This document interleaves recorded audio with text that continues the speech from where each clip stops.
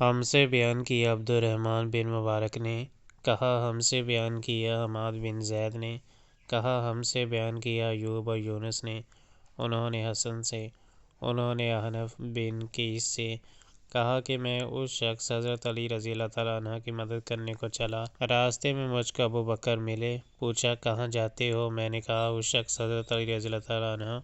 کی مدد کرنے کو جاتا ہوں۔ ابو بکر نے کہا اپنے گھر کو لوٹ جاؤ، میں نے حضرت صلی اللہ علیہ وآلہ وسلم سے سنا ہے، آپ صلی اللہ علیہ وآلہ وسلم فرماتے تھے جب دو مسلمان اپنی اپنی تلواریں لے کر بڑھ جائیں تو قاتل اور مقتول دونوں دوزخی ہیں۔ میں نے عرض کیا یا رسول اللہ، قاتل تو خیر ضرور دوزخی ہونا چاہیے، مقتول کیوں؟ فرمایا وہ بھی اپنے ساتھی کو مار ڈالنے کی حرص رکھتا تھا، موقع پاتا تو وہ اسے ضرور قتل کر دیتا،